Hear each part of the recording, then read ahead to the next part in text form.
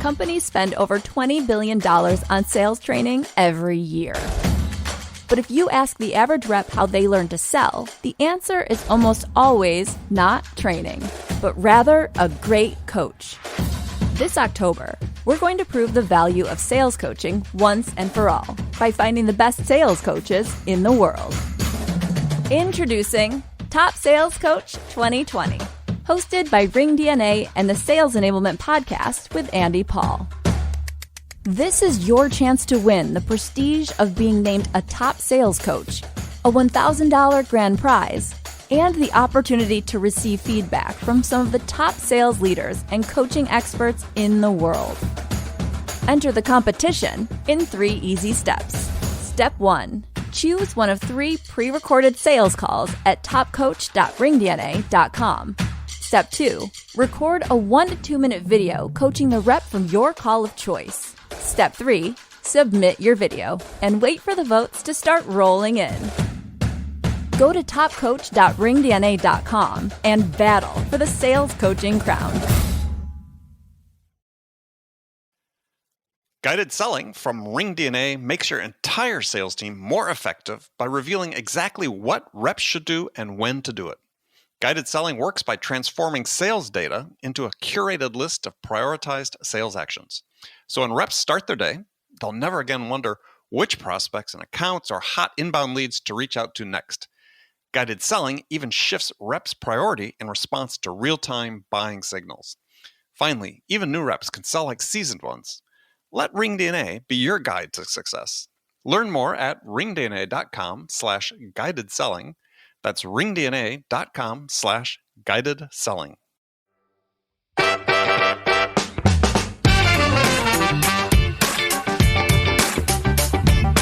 It was so successful for these. We ended up acquiring a company that does just this, builds sales calculators, really slick ones for companies. There was a company called Alinea that we acquired a couple years ago. I just recognized that, in my opinion, was a part of the future of selling was this, we weren't doing as a company, Mediafly wasn't. People would ask, well, how much money are we going to make if we buy Mediafly? And usually my answer was, well, how about we just give it to you for free for 6 months and then you'll know. So the ability to upfront quantify the value of the product was something we struggled with, right? So now we're good at it.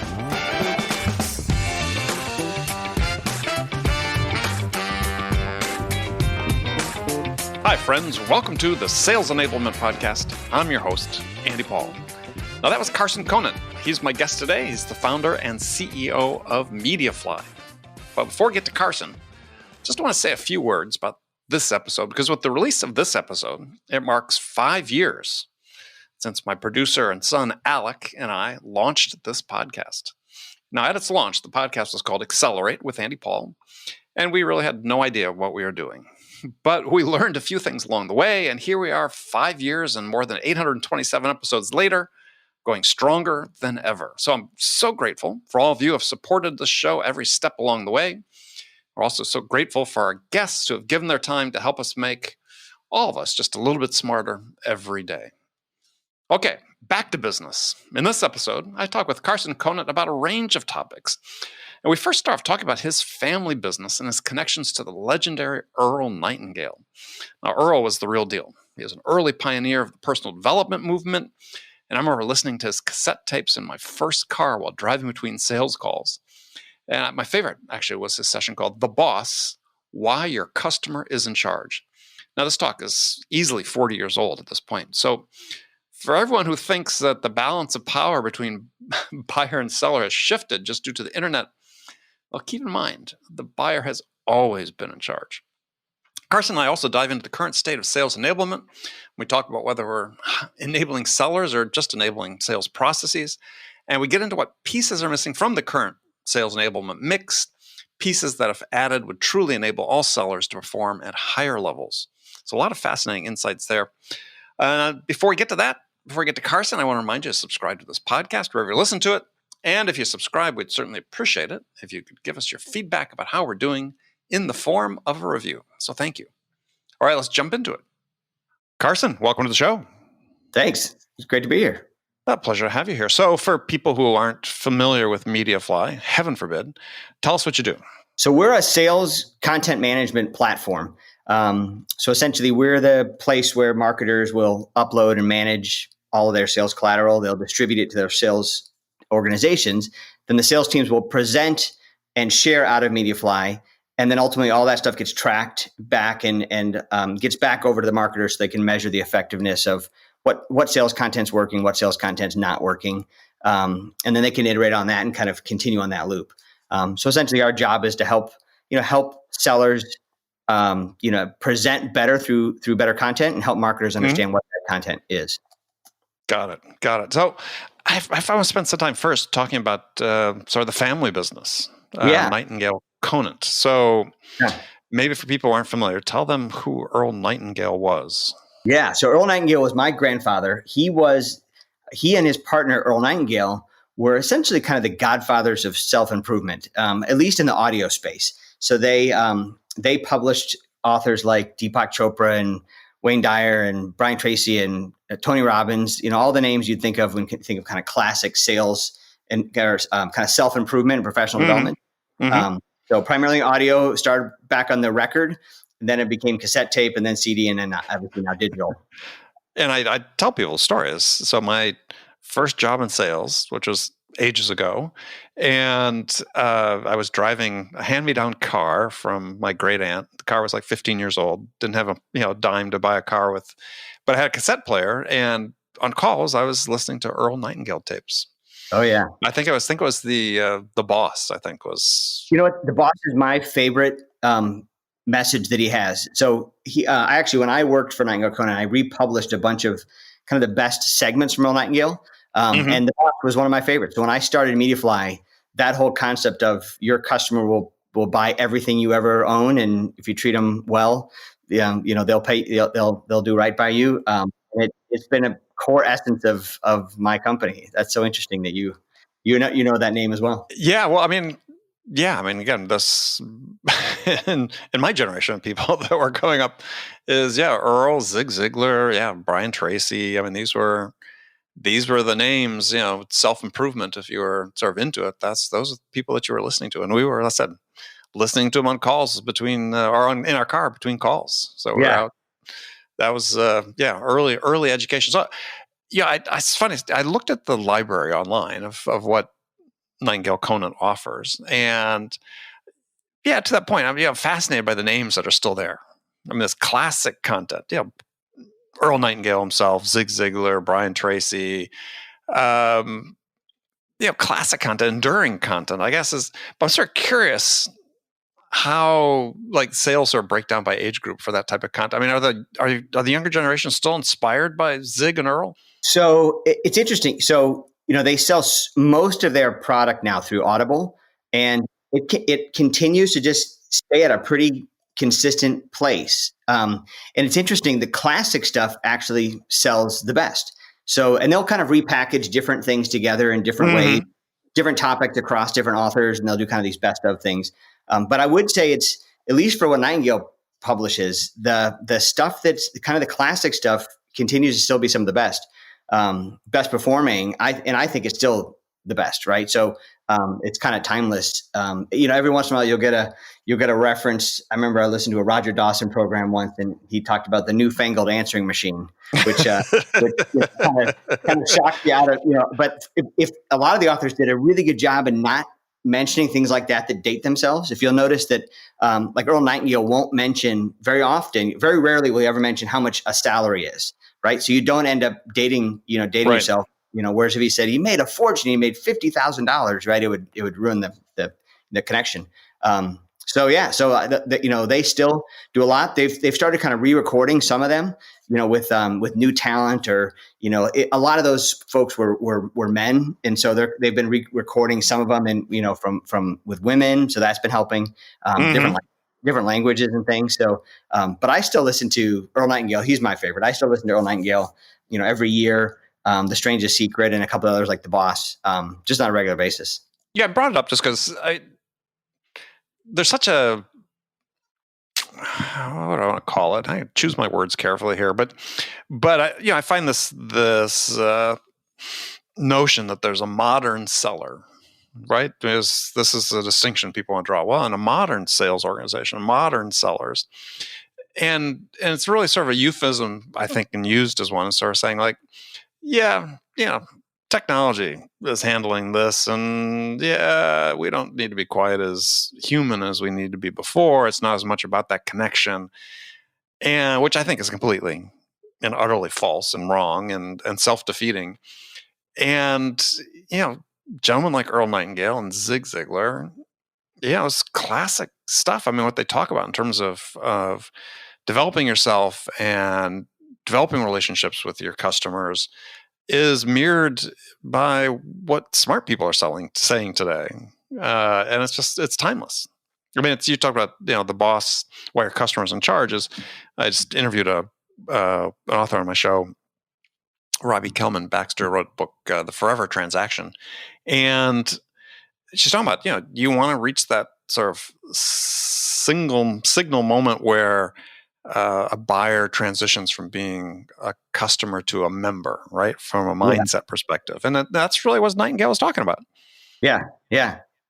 That's interesting. I haven't heard that program. But I love that saying is really interesting, becoming a member.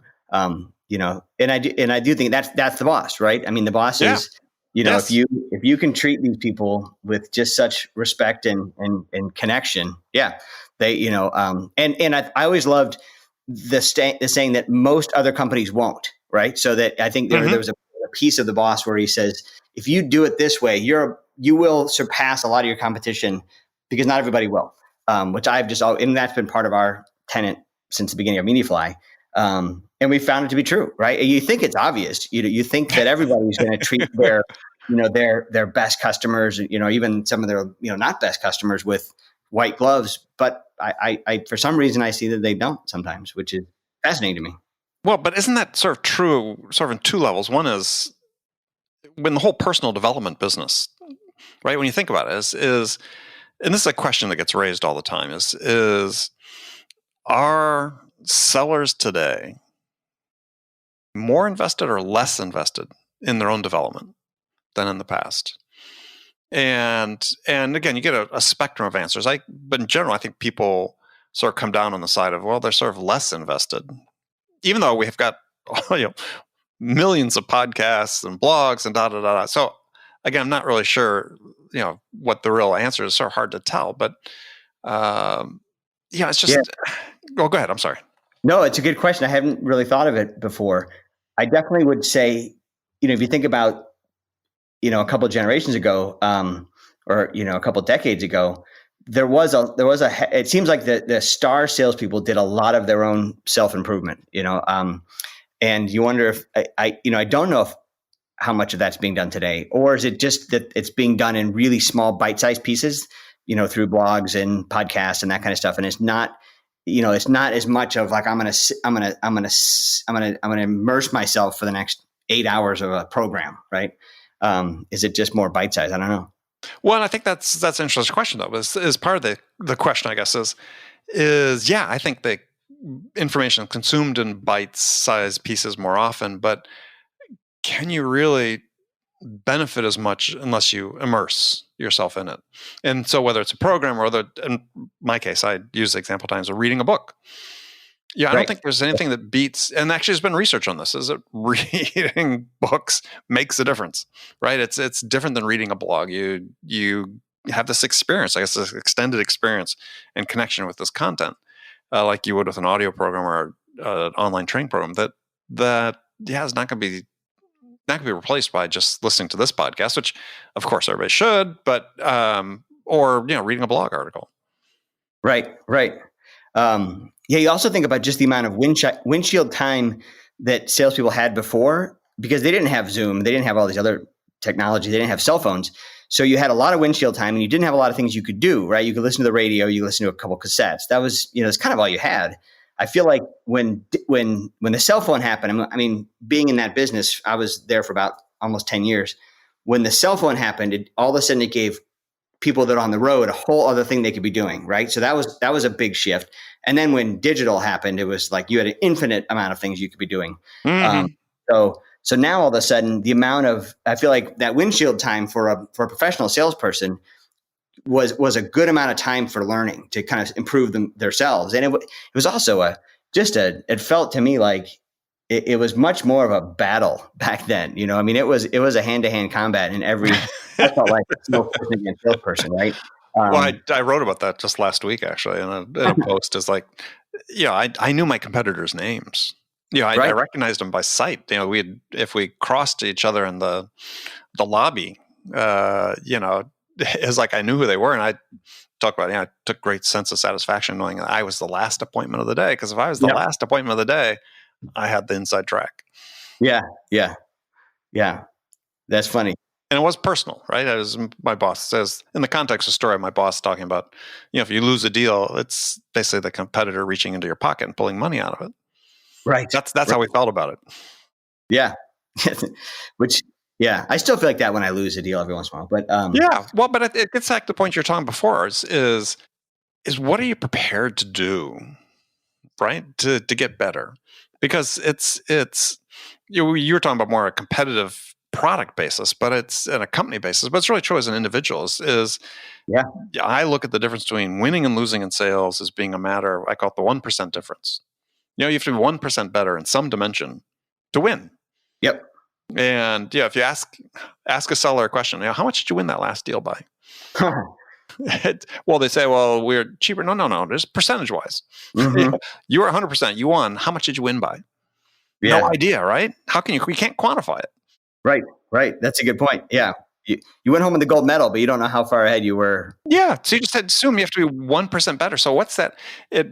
In high school, and my track coach and cross country coach was, if he thought we weren't working hard enough, he goes, well, how hard do you think your competitors are working today? You quit after 5 miles. They're probably running 6. What do you think? Right. Yeah. I was like, well, I guess I gotta go run 6 or 6.5, right? Because I want to be better than they are. Yeah. Very true. So it's like, this is the part I just wonder, sort of long-winded discussion to get this point. It's like, are people motivated enough to think about it in this context? I just have to be 1% better. What do I have to do to get 1% better today compared to what I was yesterday? Yeah. It was so interesting too, in having been in that business for so long, the people that really adopted this thinking were the ones that were not necessarily the ones that needed it. So it was kind of counterintuitive. It was always the folks that were the poor performing sales reps were not using the motivational materials or self-improvement materials. It was the ones that were performing well. So it seems kind of counterintuitive. I remember my grandfather told a story about, I can't remember if it was Studebaker or something. There was an auto company that was going out of business.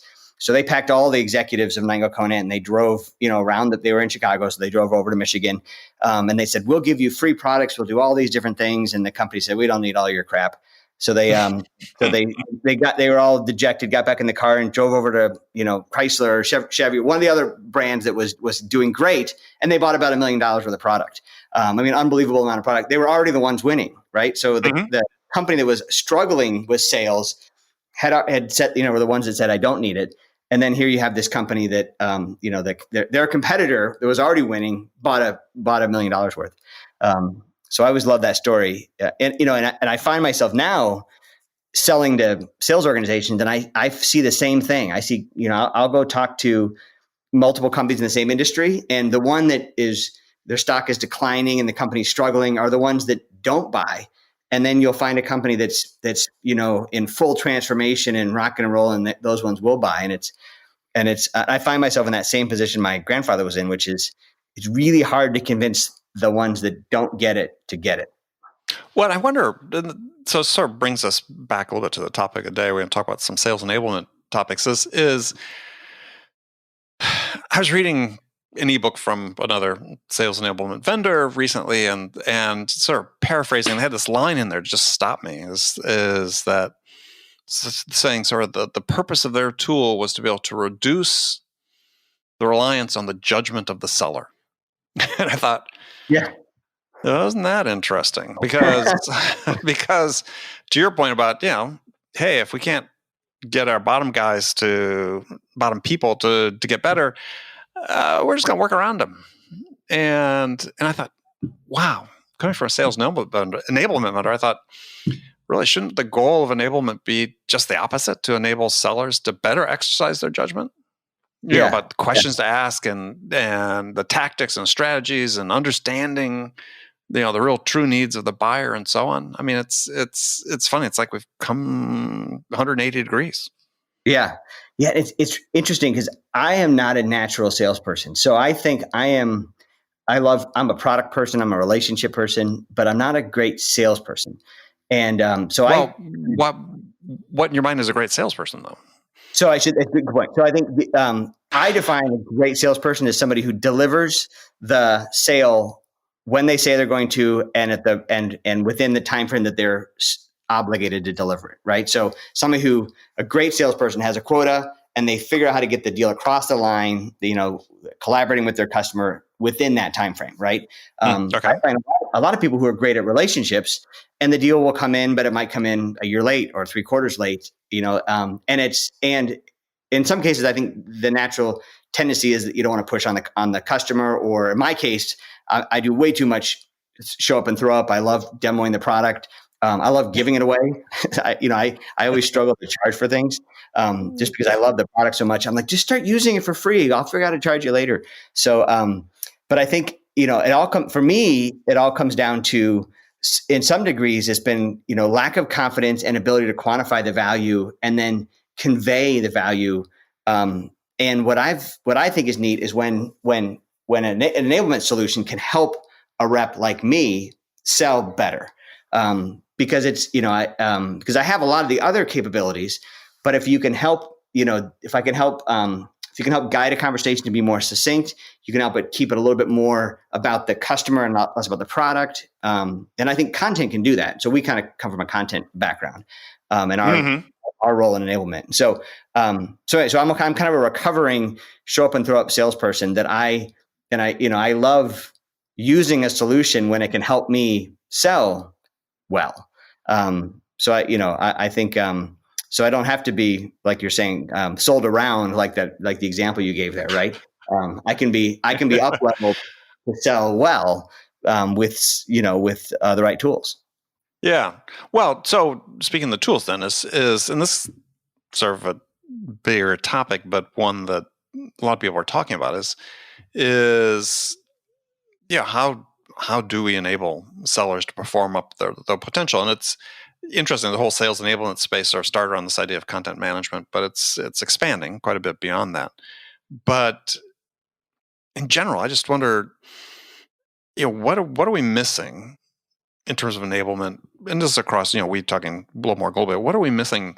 Because, we get the CSO insight reports. Everybody talks about, 50% of reps throw up their hands because only 50% of reps are making quota or less. And it's like, yeah, everybody gets hysterical about that, but I'm not sure it's any different than it's ever been. Right. But given that is the case, at least seemingly from the data, are we wasting a lot of time and effort trying to change that? Or are we just trying to do the wrong things? Yeah, it's a good question. And I don't know if I have the answer. What I can say is I've seen companies do some really innovative things that take that bottom half and help them perform more like the top half. So I've seen it being done. PepsiCo, I think, was a good example of a company that we've worked with that did that. Miller Coors was as well. So what were the keys for them to be able to do that? So in the case of PepsiCo, I think part of it was, they wanted everybody to adopt Challenger as kind of the core methodology of selling, which is hard to do when you have 10,000 salespeople. It's there's only so much training and that kind of stuff you can do. So some smart people within Pepsi realized, we can guide the sales conversation through content, so through the way that we organize content. So they actually revamped their content so it would follow Challenger and start with, challenge, drive insights was kind of a bucket of content. So rather than everything being super product oriented, they started to orient content around insights and then kind of through the Challenger method.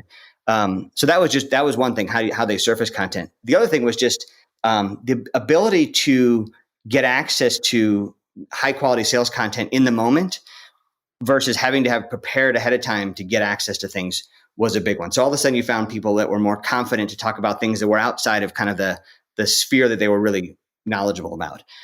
So that was, PepsiCo did a bunch of things, but those were a couple that really stood out to me.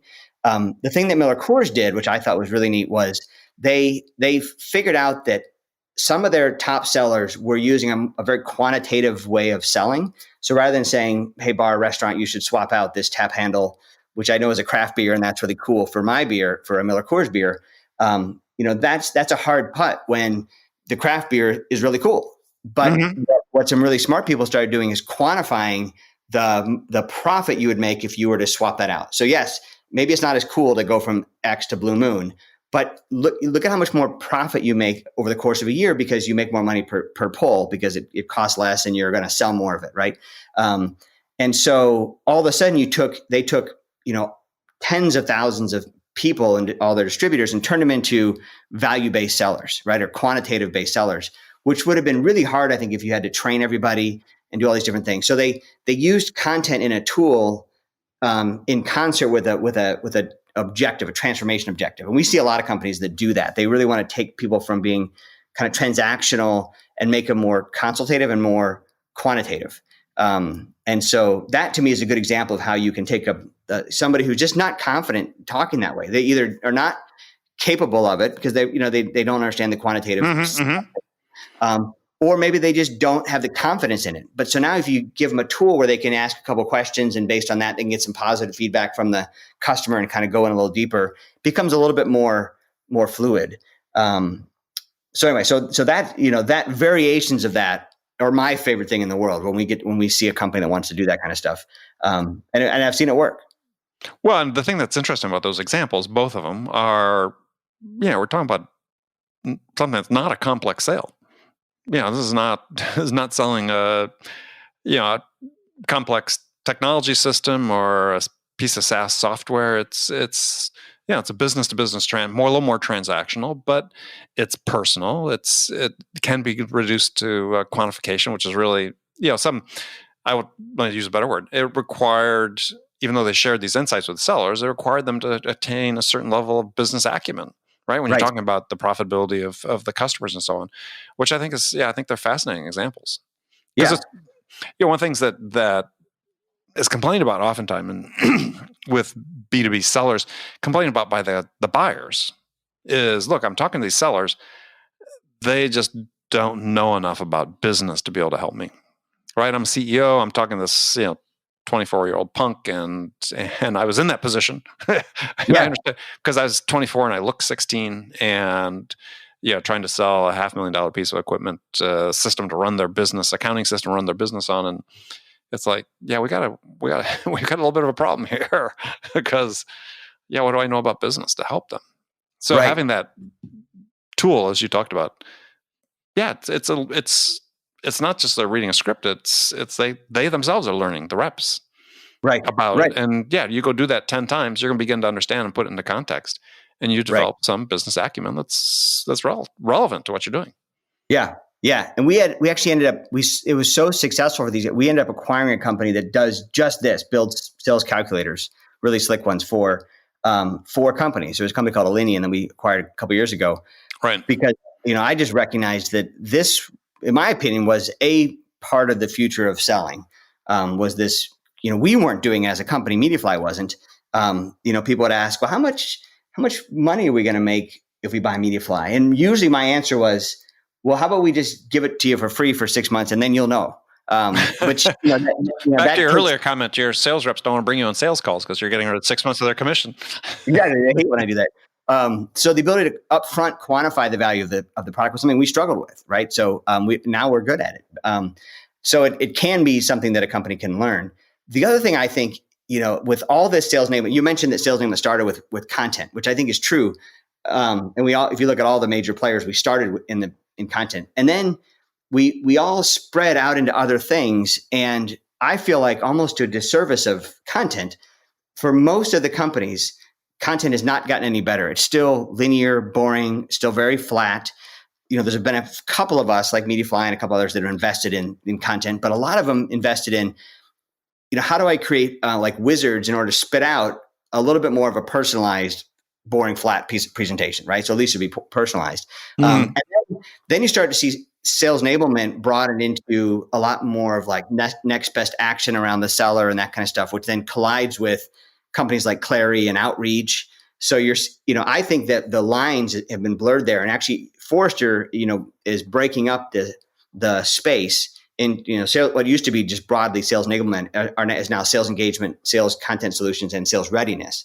Because training was another thing. If I would tell people I'm in sales enablement, and they'd say, "Oh, you create training," and so it just meant such different things for different people. So what I think you're starting to see now is, you're seeing a couple companies that are doubling down on content, going back to the roots and saying, the content can be better, it can be more interactive and dynamic. It should not be linear. If somebody comes into my office and presents in a linear way, I'm like, this is terrible. We'll call them out on it and say, we actually gained a couple customers that way. Because they were selling to you, and they were selling, and we'd be like, we'll buy from you, but that was terrible. That was, you're digging around on your computer trying to find a video. You tried to play something that didn't work. The presentation, I remember a good example. I had a company, an office supply company, come in, and they were coming in to present this cool solution they had for doing walls. And I brought my CFO to the meeting, and they had no idea the CFO was going to show up. And so he started hammering them with, well, how does this compare to if a contractor was to build this? And they were totally unarmed to have that conversation, right? And you could just see them get flustered. And that was a perfect example where the ability to pivot and be able to bring up content that's specific to the CFO and be able to quantify some things. I feel like that's what content does. And so we've actually shifted back, and it's worked tremendously well. The more we double down on content, the more we sell, which is really interesting. So when you say double down on content, meaning what specifically? Well, kind of two areas really. One is, so how do marketers create content that's more interactive and dynamic, right? So you think about, animations, things like that can be real cheesy in PowerPoint, but if done right, it can allow a story to build in a way, right? So rather than going through a very boring PowerPoint presentation, how do things build? How do things have some animation to keep people engaged? And the other thing is, how do you make it interactive so that at any point in time I could go deeper, I could jump over to something else. It's fluid, right? So if you ask me a question, we can move in different directions. So we've created a bunch of authoring capabilities, and we've got partners that help do that, so that a company should not walk in and present in a flat linear way. So that's one thing. The other thing is just leveraging things like video. A lot of salespeople are terrified of using video because it fails them in the field. But video is useful. Now I'm not talking about bringing up a 3-minute video and saying we're going to watch this whole thing like you would in school. It's like we're going to watch this thing about how babies were born, right? But a short little video on a certain thing, even if it's no audio and running in the background, is something that is super powerful. That if you look at most of the sales enablement solutions out there, you can have video, you can have flat presentations. They don't usually live well together. But if you put these things together, a marketer can author a much better story that the sales reps will use. So that's one thing. The other thing is tracking. Marketing has almost no visibility into what sales content was actually used in the field. It's really remarkable. If you look at what marketers have tracking on, we talked about Sixth Sense, actually understanding which keywords people are looking for, what landing pages, how long do they spend on those landing pages. We have so much data about the lead that was formed, and then we toss it over to sales, and almost nothing, right? They don't know what was presented. The sales reps will give them anecdotal information. So we built this cool stuff that can track. We actually proactively figure out when a meeting happened, who it was presented to, and then we track it all back into CRM. And this is less about Mediafly, more just in general. What it gives marketers is that same level of like Google style analytics to, wow, this particular page is heavily correlated to deals closing, or this particular topic or content. So if you think about creating much more interactive presentations, and then validating those things are working, and then using that to get more budget and create more interactive content, that you create this kind of self-fulfilling loop there. That so when I say double down on content, it's just we're doubling down on that loop. Better, more rich content, validating it's working, better, more rich content. And then we're partnering with folks like, Zoom and Outreach and other companies so that it's best in class integration from a data standpoint. We're not pretending to do those things. Right.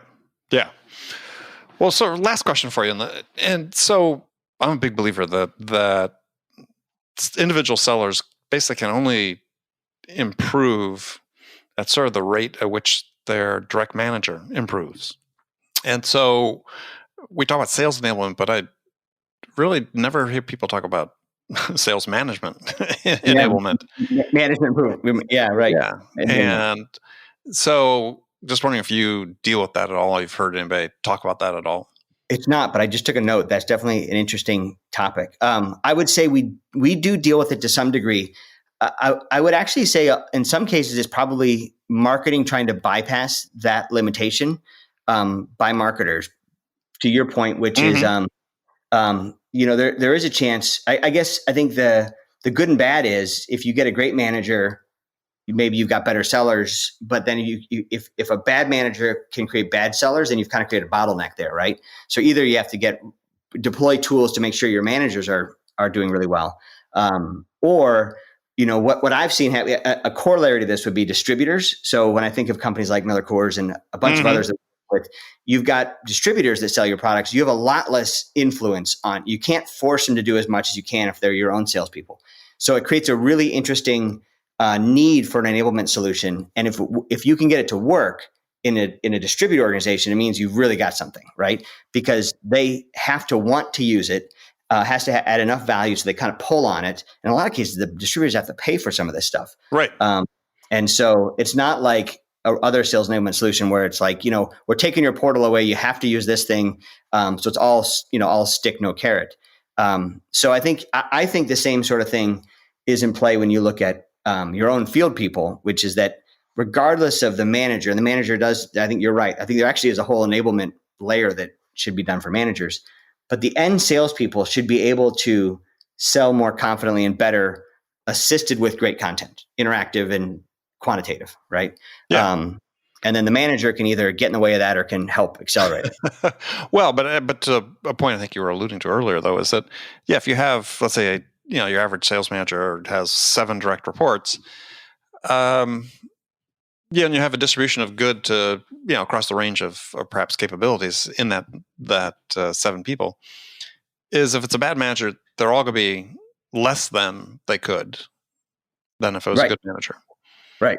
So that's what I'm always sort of fascinated is that, we spend all this money on $20 billion a year on sales training, supposedly in the United States, figure I saw, and of which we spend, again, the best estimates I could find is we spend less than 5% of that on training managers.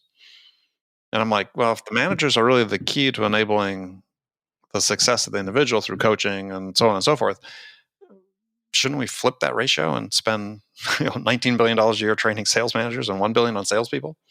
Yeah, it's interesting. In running Mediafly for about a decade, I can honestly say I don't remember a single deep conversation about managing or about enabling managers. So that's interesting. But I think you're right. I mean, I think they can really be a catalyst or a bottleneck. And there should be more focus from the enablement solutions from a training. All 3 of the pillars, right? Content, training, and readiness, content, and it kind of insights and that side of things. There should be a focus across all 3 of those on the managers. Yeah, there should be. Well, that's part of the conversation we're having and trying to encourage here. So appreciate you taking part in it today. So, Carson, if people want to connect with you, how can they do that? So the best is LinkedIn. I live on LinkedIn or Mediafly.com. Excellent. Well, Carson, it's been a pleasure. We'll make you come back sometime and do it again. All right. This has been great. Thanks. All right. Talk to you soon. Okay, friends, that's it for this episode. First of all, I want to thank you for taking the time to listen. I'm so grateful for your support of the show. And I want to thank my guest, Carson Conant, for sharing his insights with us today. If you enjoyed this episode, please subscribe to this podcast, Sales Enablement with Andy Paul, on iTunes, Spotify, or wherever you listen to podcasts. If you could also leave us a rating or possibly a review, let us know how we're doing. Well, we'd certainly appreciate that. You can do all that on your phone in less than a minute as soon as this podcast is over. So thank you for your help. And thank you so much for investing your time with me today. Until next time, I'm your host, Andy Paul. Good selling, everyone.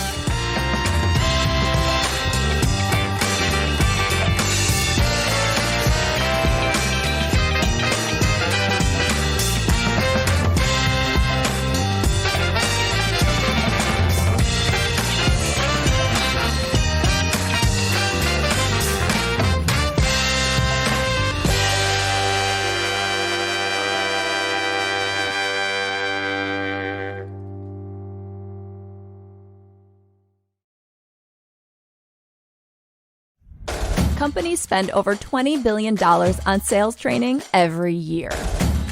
But if you ask the average rep how they learn to sell, the answer is almost always not training, but rather a great coach.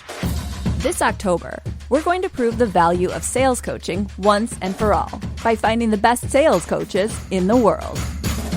Introducing Top Sales Coach 2020, hosted by Ring DNA and the Sales Enablement Podcast with Andy Paul. This is your chance to win the prestige of being named a top sales coach, a $1,000 grand prize, and the opportunity to receive feedback from some of the top sales leaders and coaching experts in the world. Enter the competition in 3 easy steps. Step 1. Choose one of 3 pre-recorded sales calls at topcoach.ringdna.com. Step 2. Record a 1 to 2 minute video coaching the rep from your call of choice. Step 3. Submit your video and wait for the votes to start rolling in. Go to topcoach.ringdna.com and battle for the sales coaching crown.